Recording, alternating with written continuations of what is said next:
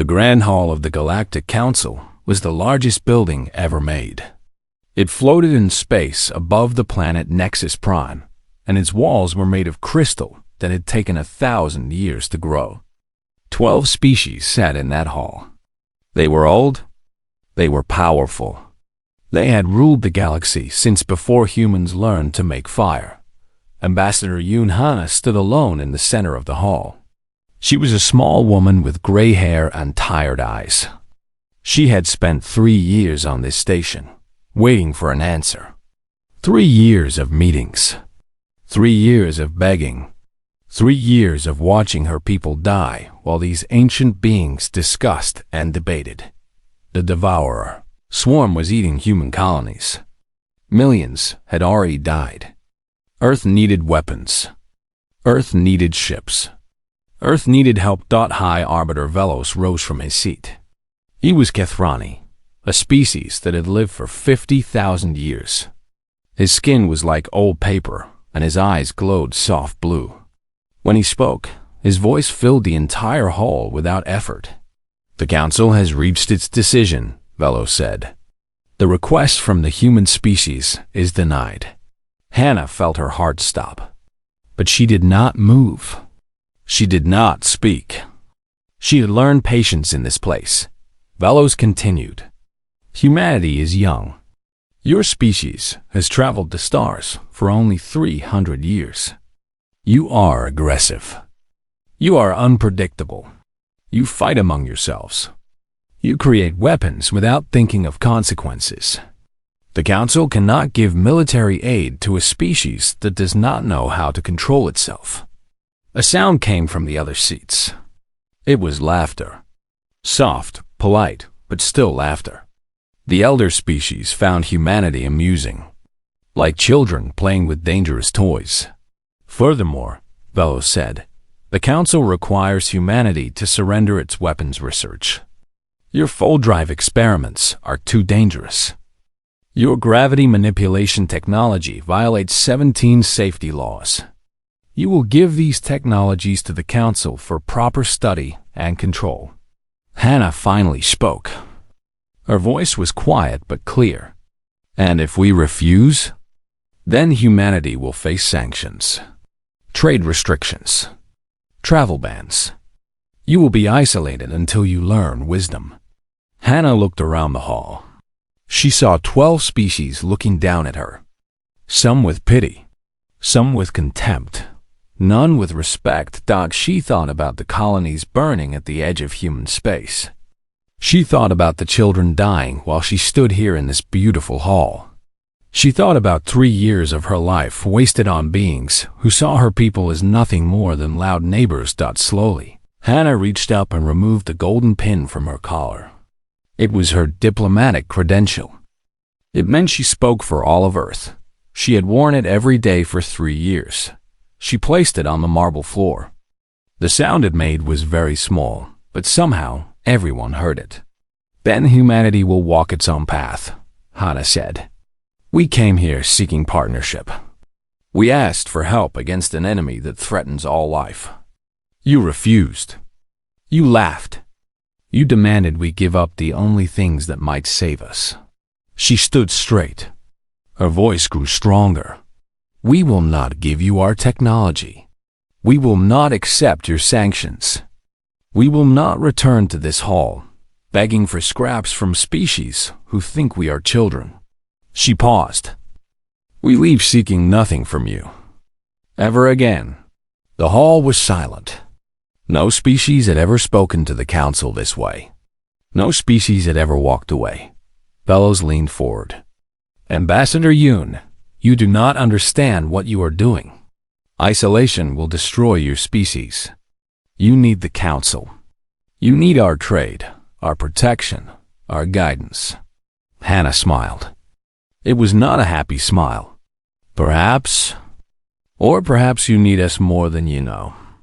I guess we will find out." She turned and walked toward the door. Her footsteps echoed in the silence. High above, in the observation deck, Admiral Kante watched through the window. He was an old soldier with white hair and scars on his face. He had fought in 3 wars and lost 2 sons to the Devourer swarm. When Hannah placed her pin on the floor, Tay felt something he had not felt in years. Pride. He pressed a button on his communicator. "This is Admiral Tay. Begin the withdrawal. All ships, all stations, all colonies. We are going home." Across human space, the order spread like fire. Ships broke away from Council stations. Colonies closed their ports. Trade agreements were cancelled. Research facilities went dark. The Great Withdrawal had begun. In the Grand Hall, Bellows watched the human ambassador leave. He felt a small worry in his heart, but he pushed it away. Humanity was young and foolish. They would suffer alone for a few decades, maybe a century. Then they would return, humble and broken, ready to accept their place in the galaxy. Every young species went through this phase. Every young species learned the same lesson. The Council was eternal. The Council was necessary. The Council would still be here when humanity came crawling back. He turned to the other arbiters. "Let them go. Time will teach them what we could not." The other species agreed. Some felt relief. Humans were loud and troublesome. The galaxy would be quieter without them. None of them understood what they had just done. None of them realized that they had taken a species born in struggle, raised in hardship, and forged in war, and they had given that species the one thing it needed most. They had given humanity a reason to prove itself. They had given humanity anger. They had given humanity focus, and they had given humanity 65 years to prepare. Ambassador Hannah reached her shuttle and sat down heavily. Her hands were shaking. She had just changed the future of her entire species, and she did not know if she had saved them or doomed them. Admiral Tay's voice came through the speaker. "Ambassador, the fleet is ready. We can leave within the hour." Hannah closed her eyes. "Take us home, Admiral. We have work to do." The shuttle lifted off. Through the window, Hannah watched the Grand Hall grow smaller. That beautiful building full of ancient, arrogant beings who had just thrown away the only species foolish enough to fight the darkness. She made a quiet promise to herself. One day, those beings would understand their mistake. One day, they would need humanity. And on that day, humanity would decide if mercy was something the Council deserved. The shuttle entered the human flagship, and the fleet began to move. One by one, the ships folded into faster-than-light travel and disappeared. The Council watched them go. Then they returned to their business and forgot about the small, angry species that had dared to walk away. They would remember eventually, but by then, it would be far too late. 65 years passed. The galaxy moved on. The Council continued its meetings, made its decisions, and ruled its space. Sometimes, someone would mention humanity. They would wonder what happened to that angry young species that had walked away so long ago. But no one really cared. Humanity had sealed its borders. No ships came out. No messages were sent. The humans had built a wall around their space and gone silent. The Council assumed they were suffering. Isolation was hard. Without trade, without technology sharing, without the guidance of elder species, humanity was probably struggling to survive. Some Council members even felt sorry for them. The humans had been proud and foolish, and now they were paying the price. They were wrong about everything. Behind the sealed borders, humanity was not suffering. Humanity was building. Dr. Park Sue stood in the main laboratory of Station Horizon, watching the numbers on her screen. She was 53 years old, and she had spent 30 of those years working on one project: the fold drive. The technology that the Council had called too dangerous. The technology they had demanded humanity surrender. She had not surrendered it. She had perfected it. "Run the test again," she said to her team. The machine hummed. Space bent. A small probe disappeared from one end of the laboratory and appeared at the other end instantly. No travel time. No energy trail. Just here, then there. Dr. Park Sue smiled. Council ships used old technology. They pushed through space like boats through water. It took them months to cross the galaxy. With the full drive, human ships could do it in hours. Across human space, similar breakthroughs were happening every year. Without the Council's rules and restrictions, human scientists were free to experiment. They studied things the Council had banned. They built things the Council had forbidden. They asked questions the Council had decided should never be asked. General Beek-Hyan was in charge of defense.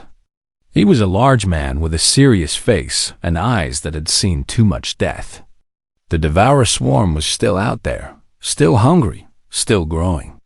But the Council had refused to help, so humanity would help itself. The shipyards worked day and night. New warships rolled out every month. But these were not normal warships. These were monsters of metal and fire, equipped with weapons that bent the laws of physics, gravity cannons that could crush enemy ships into balls of scrap, shield systems that absorbed energy attacks and sent them back, armor that could heal itself after taking damage, and the full drives that let these ships appear anywhere, anytime, without warning. General Beek-Hyan looked at his fleet and felt something close to hope. When the swarm came again, humanity would be ready. They would fight alone if they had to. They would win alone if they had to. But humanity was not truly alone. President Lee Nari was elected in the year 2389.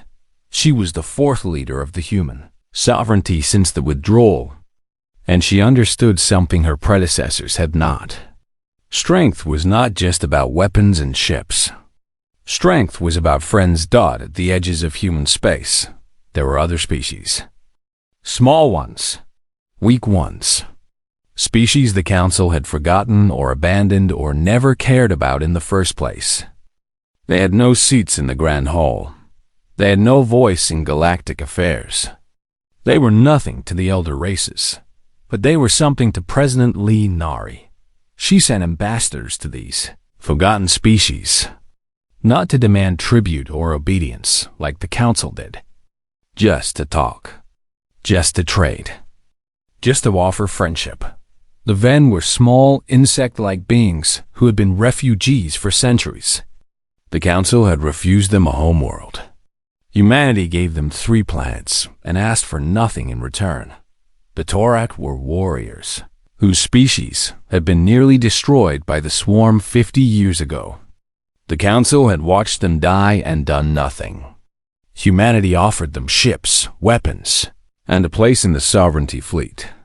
The Mira were scientists whose research had been banned by the Council for being too radical.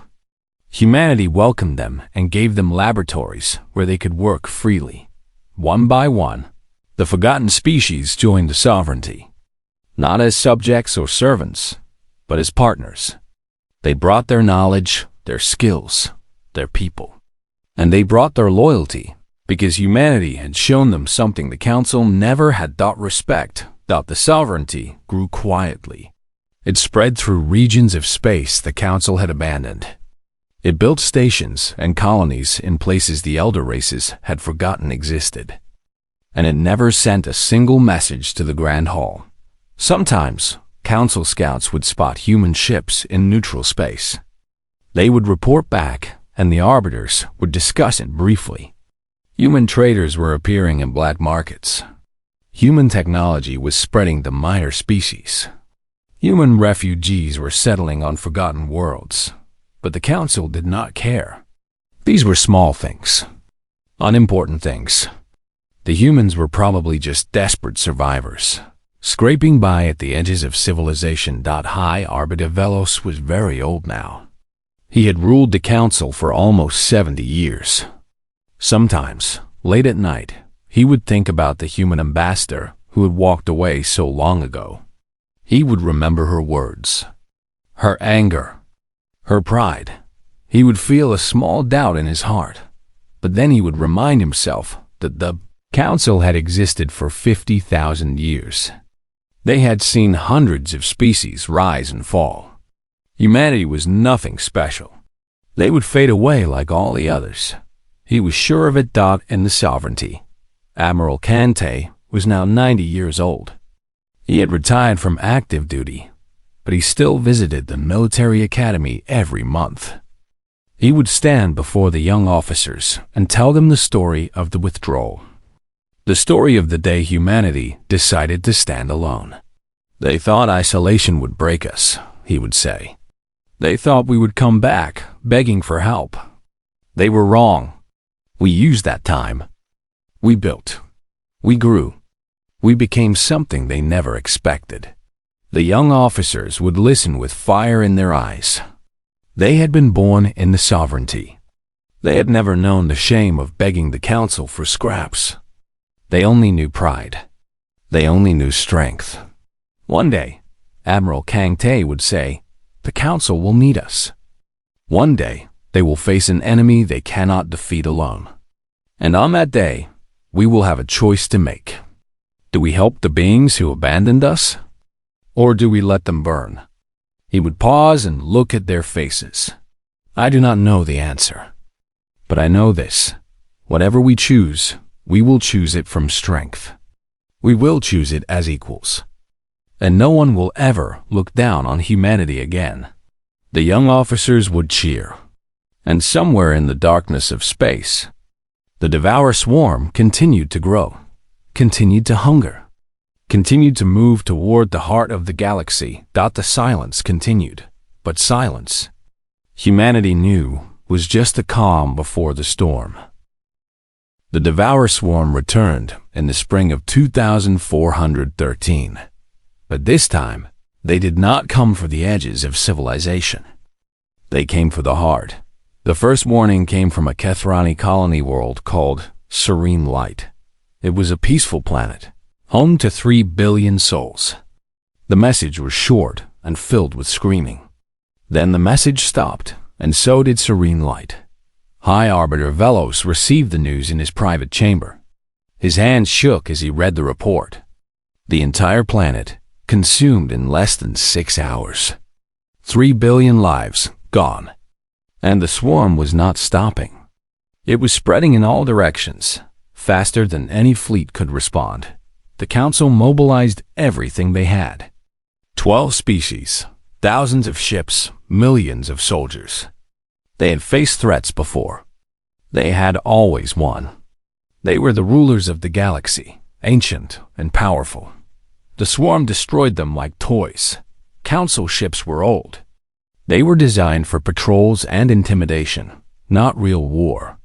Their weapons were outdated. Their tactics were slow. They fought the way they had always fought, because they had never needed to change. The swarm had changed. The swarm had grown. The swarm had learned. In 18 months, 4 council species ceased to exist. Their homeworlds were eaten. Their fleets were scattered. Their people were dead or running. The galaxy watched in horror as civilizations that had lasted for thousands of years disappeared in weeks. The Kethrani homeworld burned on a cold Tuesday morning. Velos watched from a refugee ship as the planet of his birth was covered in black, writhing shapes. Billions of his people died while he floated in space, helpless and broken. He had ruled the galaxy for 70 years. Now he could not even save his own world. The surviving council species retreated to Nexus Prime. The great station became a fortress, surrounded by the remaining ships of a dying civilization. But everyone knew it was only a matter of time. The swarm was coming. The swarm was always coming. In the council chamber, now half empty, Velos spoke the words he had sworn he would never say. Find the humans. Beg them to return. The other arbiters were silent. Pride had kept them from saying it. Now pride was a luxury they could not afford. A convoy of diplomatic ships left Nexus Prime the next day. They carried messages of desperation. Offers of everything the council had once denied. Full membership. Technology sharing.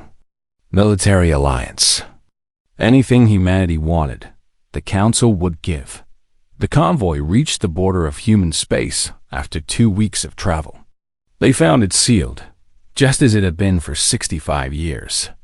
But now there were ships patrolling that border. Human ships. And they were nothing like the clumsy vessels the Council remembered. These ships were sleek and dark, covered in strange symbols, equipped with weapons that glowed with energy the Council had never seen. They moved with a speed and grace that made the diplomatic convoy look like floating garbage. Captain Shin Bora commanded the patrol vessel HSS Defiance. She was 34 years old, born and raised in the Sovereignty. She had never seen a Council species in person. To her, they were just characters in history books. Arrogant beings who had abandoned humanity in its hour of need. Her ship intercepted the diplomatic convoy with ease. The Council vessels could not even track her movements. One moment she was not there. The next moment she was alongside them, weapons locked and ready. "This is Captain Shinbora of the Human Sovereignty," she said through the communication channel. "You have entered restricted space. State your purpose." The Council ambassador was a Myral, one of the elder species. His voice trembled as he spoke. "We come bearing messages from the Galactic Council. We seek audience with the human government. Please, Captain, the galaxy is dying. We need your help." Shinbora was quiet for a long moment. She thought about the stories her grandmother had told her. Stories about the day humanity was turned away from the Grand Hall. Stories about the laughter of the elder species. Stories about a small woman placing a golden pen on a marble floor and walking away with nothing but her pride. 65 years ago, Shinbora said slowly, you told humanity we were too young to matter. You laughed at our ambassador. You demanded we surrender our technology and accept our place as children in your galaxy. The Council ambassador lowered his head. We were wrong. We see that now. Please, Captain, millions are dying every day. The swarm cannot be stopped. You are our only hope. Shinbora felt something cold in her chest. Part of her wanted to turn away. Part of her wanted to let the Council burn, just as they had been willing to let humanity burn. But she was a soldier, not a politician. That decision was not hers to make. I will deliver your message, she said. But understand this, Counselor. The sovereignty owes you nothing. We remember your words. Every human child learns them. Whatever answer you receive, you have earned it. She turned her ship and vanished into fold space, leaving the Council convoy alone at the border. Fleet Admiral Chode received the Council's petition the next morning. He was a serious man with gray hair and sharp eyes. He had spent his entire career preparing for a war he hoped would never come. Now it was here, and the enemy was not the swarm. The enemy was a question. The Sovereignty Parliament met for 3 days. Voices argued through the night. Some demanded vengeance through inaction. Let the Council die, they said. They abandoned us. They mocked us. They deserve their fate. Others spoke of the small species who had joined the Sovereignty. The Ven, the Torok, the Myra. They had families on Council worlds, friends, loved ones. If humanity did nothing, those innocent people would die alongside the arrogant elders. Admiral Kante, now 94 years old, asked to speak. The Parliament fell silent. He was a legend. He had ordered the original withdrawal. His words carried more weight than anyone else's.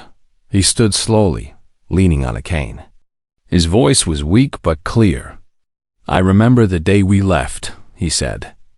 I remember the anger, the shame, the burning need to prove ourselves. We have done that. Look at what we have built. Look at who we have become. The sovereignty is strong. The sovereignty is proud. He paused, looking around the room. But pride is not the same as cruelty. The Council was arrogant.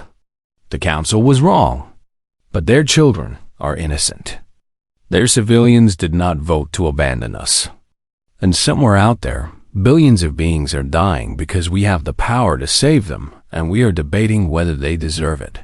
He straightened his back just a little. I say we return. Not for the council, not for forgiveness, but because humanity is better than vengeance. We prove our strength not by letting the weak die, but by saving them when they cannot save themselves. That is who we are. That is who we have always been. The Parliament voted that night. The decision was made. Humanity was going back. The sky above Nexus Prime tore open like a wound. Purple light spilled across the darkness, and from that light came ships. Human ships. 3,000 of them, moving in perfect formation, their hulls black and gleaming with weapons that pulsed with deadly energy. The council species, watching from the station below, had never seen anything like it. These were not the clumsy vessels humanity had built 65 years ago. These were weapons of war, designed by a species that had spent decades preparing. For exactly this moment, at the center of the formation, flew the HSS Remembrance. It was the largest ship in the fleet, a moving mountain of metal and firepower. On its bridge stood Admiral Kang Tae, 94 years old. Brought out of retirement for one final mission, he looked through the viewport at the swarm. Forces surrounding Nexus Prime. Millions of black shapes, writhing and hungry, preparing to consume the last stronghold of the Galactic Council. They had already eaten half the galaxy. They thought nothing could stop them. They were about to learn differently. All ships, Admiral Kante said quietly. Weapons free. The battle began. Commander Oyun led the first strike wing. A group of 50 fast attack ships equipped with fold drives and gravity bombs. She was 28 years old, with steady hands and ice in her veins. She had trained for this her entire life. Strike wing, follow me, she said. We hit their command clusters first. In and out, no heroes, no risks. Let's show them what humans can do. The ships folded into the middle of the swarm formation and released their payloads. Gravity bombs detonated in perfect sequence, crushing hundreds of swarm vessels into twisted metal. Before the enemy could respond, the strike wing folded away, appearing on the other side of the battlefield to strike again. The swarm had never faced an enemy that could be everywhere at once. Their formations broke apart. Their coordination failed. For the first time in 2 years, they were confused. The main fleet pressed forward. Sovereignty battleships fired gravity cannons that tore holes through swarm hive ships. Destroyers released swarms of smart missiles that hunted enemy vessels with patient intelligence. Carriers deployed fighters that danced through the chaos with deadly grace. The Council species watched from Nexus Prime, unable to believe what they were seeing. Human technology was generations ahead of anything in the galaxy. Human tactics were fast and brutal and impossibly precise. Human soldiers fought with a fury that bordered on madness. But not all human ships carried weapons. Medic Sergeant Yujin served on the medical frigate HSS Mercy. Her job was not to kill the enemy. Her job was to save lives. Any lives. All lives.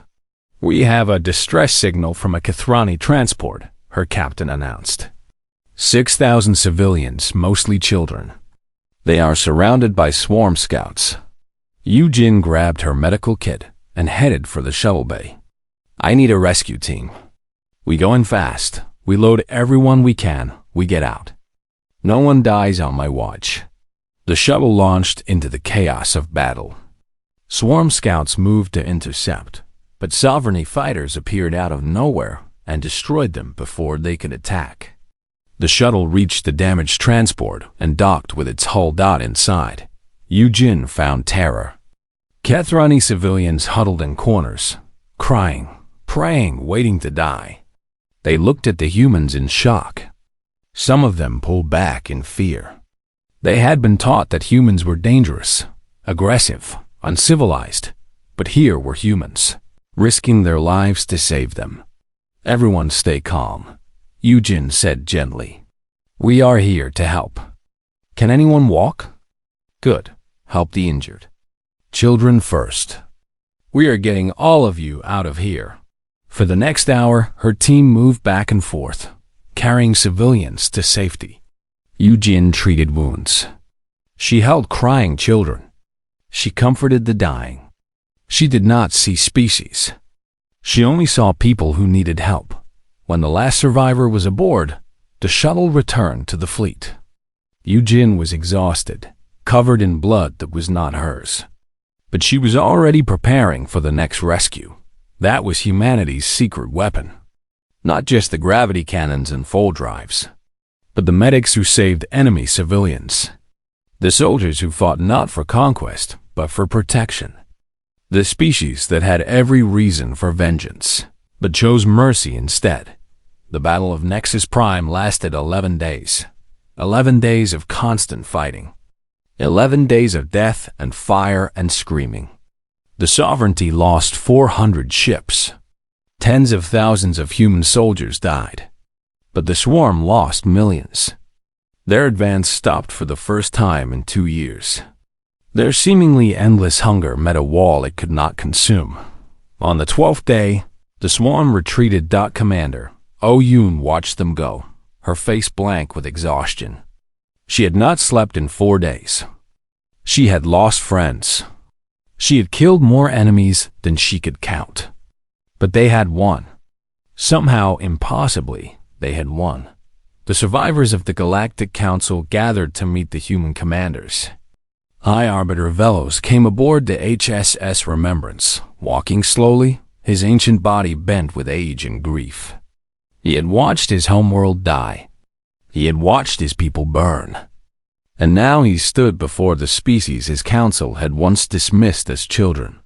Admiral Kante waited for him on the bridge. The two old beings looked at each other across the room. One had ordered humanity to leave. The other had obeyed that order. 65 years of history hung between them. Velos lowered himself to his knees. His voice cracked with emotion. "We were wrong," he said. "We were arrogant and blind and foolish. You came to us for help, and we turned you away. Now you have saved us, and we have nothing to offer but shame." Admiral Kang Tae was silent for a long moment. He looked at the broken being before him. He remembered the anger he had felt 65 years ago, the burning need for revenge, the promise that one day the council would pay. But that was a younger man's anger. Now he was old. Now he understood that vengeance was easy. Mercy was hard. "Stand up," he said quietly. Velos looked up in confusion. "I said stand up," Kang Tae repeated. "Humans do not require worship. We never wanted your submission. We only wanted your respect. And we decided in the end that your civilians were not responsible for your council's mistakes. Your children deserve to live, even if your leaders deserve to burn." He extended his hand. "The war is not over. The Swarm will return. But if you are willing to learn, if you are willing to change, then perhaps we can fight them together.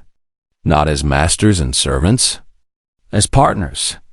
Velos took the offered hand and pulled himself up. Tears ran down his ancient face. "Partners," he repeated. "Yes, I think I would like that." Outside the viewport, the Sovereignty fleet floated among the wreckage of battle. 400 human ships had been destroyed. Tens of thousands had died. But they had proved something that would echo through history. Humanity had returned. Not as beggars. Not as conquerors. But as something the galaxy had never truly seen before. Saviors, who asked for nothing but the chance to prove themselves worthy of the stars. The Devour War ended in the summer of 2417. It took 4 more years of fighting after the Battle of Nexus Prime. 4 more years of death and sacrifice and endless struggle. But in the end, the swarm was broken. Their hive minds were destroyed. Their fleets were scattered to the edges of the galaxy. The threat that had consumed civilizations was finally, truly, overdone. The cost was terrible. Humanity lost 1.2 million soldiers. 3 colony worlds were destroyed. Entire families were wiped from existence. The sovereignty had paid for victory with blood and tears and pain. That would take generations to heal. But they had one dot in the aftermath. The Galactic Council met one final time. The Grand Hall was half empty now. 4 species were gone forever. The others were broken, their populations scattered, their power destroyed. They gathered not to rule, but to admit defeat. High Arbiter Velos stood before the remaining council members. He was very old now, barely able to stand without help. But his voice was clear as he spoke the words that ended 50,000 years of history. "The Galactic Council is dissolved," he said. "We have failed. Our arrogance brought us to the edge of extinction. Our pride blinded us to the truth. We are not fit to lead this galaxy. It is time for something new." No one argued. No one objected. The old order had proven itself hollow. It was time for change. The Galactic Assembly was born 3 months later. It was built on principles humanity had developed during the years of exile. Every species, regardless of age or power, would have an equal voice. Military defense would be shared by all members. And most importantly, no species would ever be denied membership because they were considered too young or too different. Chancellor Park Minji was elected as the first leader of the assembly. She was human, 52 years old, with kind eyes and a voice that could calm storms. She had spent her career building bridges between species. Now she would build a bridge between the past and the future. Her first address to the assembly was broadcast across the galaxy. Billions of beings watched as the first human leader of galactic civilization took the stage. 65 years ago, she began. Humanity was told we did not belong. We were too young, too aggressive, too different. We were sent away like children who had misbehaved at a party. She paused, looking around the chamber at representatives of 100 species. We could have become bitter. We could have nursed our anger and waited for the day we could have revenge. And when that day came, when the council begged for our help, we could have watched them burn. We had earned that right. We had paid for it with decades of isolation. Her voice softened. But that is not who we are. Humanity has always been defined not by our anger, but by our hope. Not by our desire for vengeance, but by our capacity for forgiveness. We returned not to conquer, but to protect. We fought not for power, but for the right of every being in this galaxy to live free from terror. She stood straight and spoke with quiet pride. Today, we begin a new chapter. The old council was built on hierarchy and control. The assembly will be built on partnership and respect. We will make mistakes. We will disagree. We will struggle with problems that have no easy answers. But we will face them together, as equals or not at all. The chamber erupted in applause. Species that had once looked down on humanity now looked up with something new in their eyes. Not fear, not submission, admiration, respect, gratitude. Elder Velos was permitted to speak near the end of the ceremony. He moved slowly to the podium, his body failing, his time nearly done. But his mind was still sharp, and his words would be remembered for centuries. "I have lived for a very long time," he said. "I have seen empires rise and fall. I have watched species conquer and species die. I thought I understood the universe. I thought I understood power." He looked at the human chancellor with something like wonder. "I was wrong. True power is not controlling others. True power is lifting them up. True power is showing mercy to those who showed you none." He bowed his head. We let humanity walk away because we believed they needed us. We never imagined that we would be the ones found wanting. History will remember our arrogance. I only hope it will also remember that when given the chance for righteous vengeance, humanity chose compassion instead. He stepped back from the podium. The chamber was silent. What could anyone say to follow such words? Across the galaxy, the news spread. The old order was gone. A new era had begun. And at the center of it all stood humanity, the species that had been rejected and exiled and forgotten, now leading the way toward a future no one had imagined. Admiral Choday retired after the war. He was too old for battle, too tired for politics. But he found a new purpose teaching at the Sovereignty Military Academy. Every year, he would stand before a new class of young officers and tell them the story of humanity's exile and return. The council thought isolation would humble us, he would say. Instead, it made us strong. They thought abandonment would break us. Instead, it made us build. They thought we would come crawling back, desperate for approval. Instead, we returned as saviors who wanted nothing but the chance to prove ourselves. The young officers would listen with pride burning in their hearts. Remember this lesson, Admiral Choday would tell them. Our strength is not just in our ships and weapons. Our strength is in who we are. We fight for the innocent. We protect the weak. We show mercy to the fallen. That is what makes us human. That is what made us worthy of the stars. On the anniversary of the war's end, a monument was built on Nexus Prime. It stood in the shadow of the old Grand Hall, a simple stone pillar bearing the names of every human who died in the Devourer War. Over 1 million names, carved in small letters that covered the entire surface dot at the base of the monument. A single inscription was written in every known language in the galaxy. They walked away in defiance. They returned in compassion. They stayed as equals. Chancellor Park Minji visited the monument every year. She would stand before it in silence, reading the names of the fallen, remembering what they had sacrificed. Sometimes, members of other species would join her. Former enemies, standing side by side, honoring the humans who had died to save them. Humanity had finally found its place in the stars. Not as supplicants, begging for acceptance.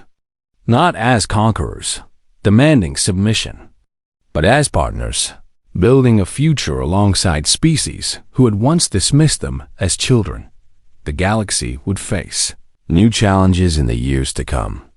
New threats, new conflicts, new questions without easy answers. But it would face them together, guided by the principles humanity had forged in the fires of exile. Respect for all, protection for the weak, mercy for the fallen, and the unshakable belief that every species, no matter how young or different, deserved a chance to prove its worth.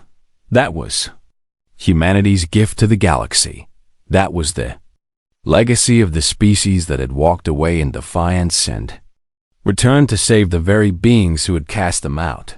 That was the story that would be told for 1,000 generations, passed down from parent to child, a reminder that even in the darkest times, there is always hope, because somewhere in the universe, there is always a species foolish enough to stand against the darkness, and humanity would always be that species.